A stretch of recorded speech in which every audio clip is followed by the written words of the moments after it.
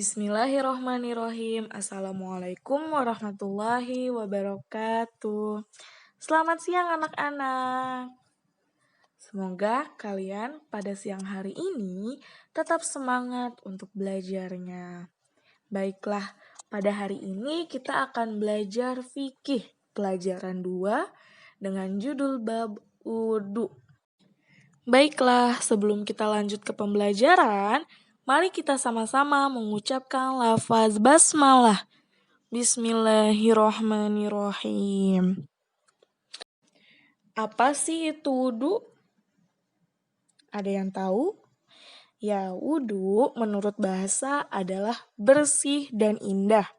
Sedangkan menurut istilah syariat Islam artinya membersihkan anggota wudu untuk menghilangkan hadas kecil dengan air yang suci dan mensucikan. Kapan kita berwudu? Ya, biasanya kita berwudu ketika kita akan melaksanakan ibadah sholat. Anak bunda semuanya pasti sudah hafal lafaz niat wudunya. Nah, sekarang kita baca bareng-bareng ya. Bismillahirrohmanirrohim. Nawaitul wudu'a liraf'il hadasil asgori fardolillahi ta'ala. Yang artinya, saya niat berwudu untuk menghilangkan hadas kecil karena Allah Ta'ala. Nah, sesungguhnya niat wudu itu tempatnya di dalam hati. Jadi diucapkannya di dalam hati.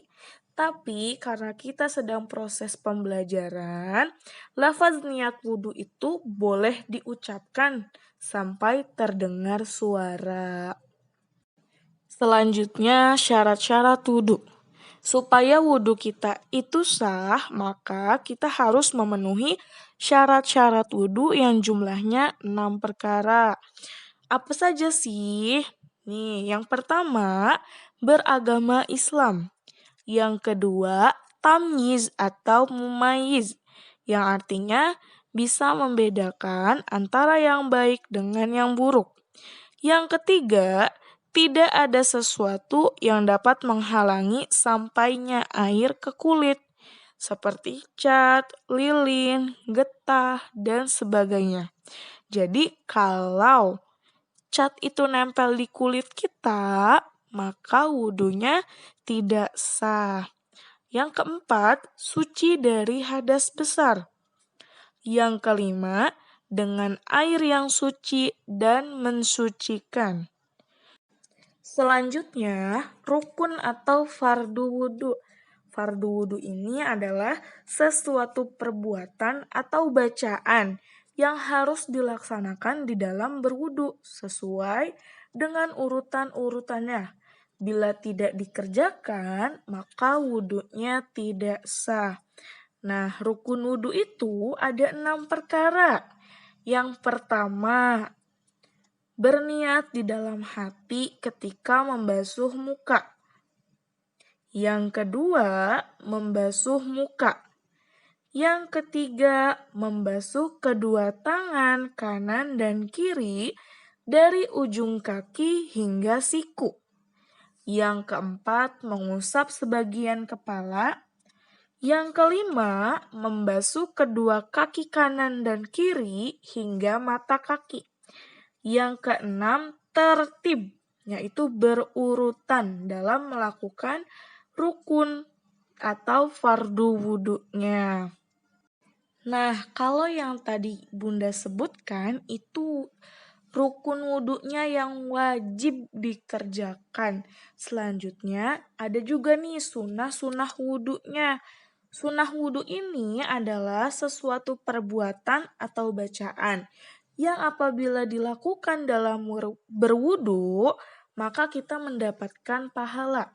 Dan apabila tidak dilakukan, maka wudunya tetap sah atau tidak apa-apa. Tapi lebih baiknya sunnah-sunnah wudu ini tetap kita kerjakan. Nah, berikut ini sunnah-sunnah wudunya. Yang pertama, membaca bismillah. Yang kedua, berkumur-kumur untuk menghilangkan kotoran di mulut. Itu sunnah. Yang ketiga, mencuci kedua tangan sampai sela-sela jari. Yang keempat, menghirupkan air ke hidung untuk membersihkan kotoran dan debu dalam hidung. Yang kelima, membasuh kedua telinga. Yang keenam, mendahulukan bagian anggota yang kanan baru yang kiri. Yang ketujuh, membasuh masing-masing anggota 3 kali. Yang kedelapan itu membaca doa selesai berwudu atau sesudah berwudu. Nah, itu dia sunnah-sunnah dalam berwudu yang sebaiknya kita lakukan. Nah, selanjutnya itu hal-hal yang membatalkan wudu. Apa aja sih hal yang membatalkan wudu itu? Nah, berikut ini hal-hal yang membatalkan wudu. Yang pertama, keluarnya sesuatu dari kemaluan, baik kemaluan depan, kobul, dan kemaluan belakang, dubur. Contohnya kencing, kentut, dan sebagainya. Yang kedua, hilangnya akal atau kesadaran sebab gila, mabuk, pingsan, dan sebagainya. Nah, berarti itu membatalkan wudhu. Yang ketiga, tidur duduk atau tidur biasa.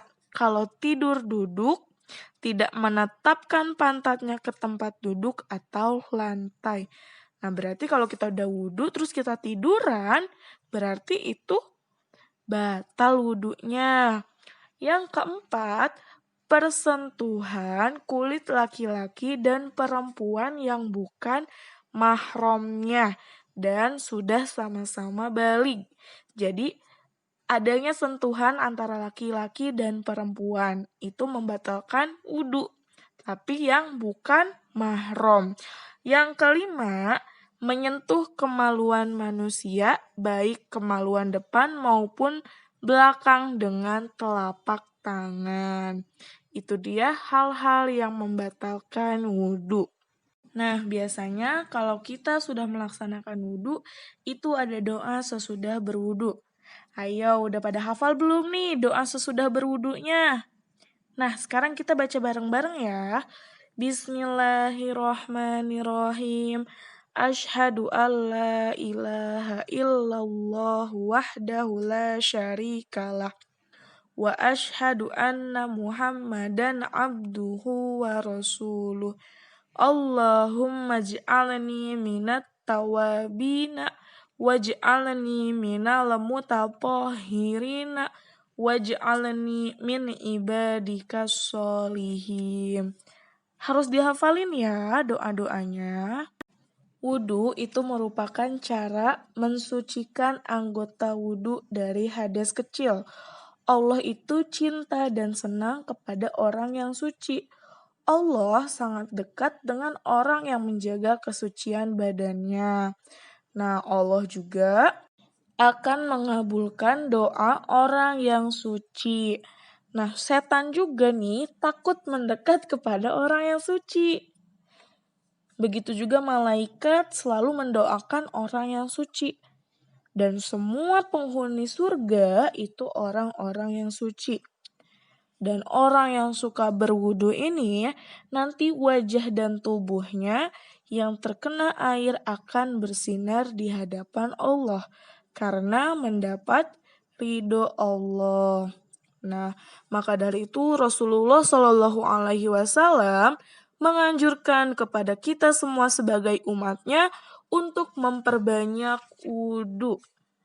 Maka dari itu kita biasakan berwudu sebelum sholat, sesudah buang air supaya badan tetap bersih, sebelum sekolah atau belajar mengaji supaya Allah memberikan keriduannya untuk kita, sebelum tidur supaya kita tidurnya dijaga oleh Allah dan tidak diganggu setan, sebelum berdoa kepada Allah, dan sebelum memegang Al-Quran karena Al-Quran ini suci.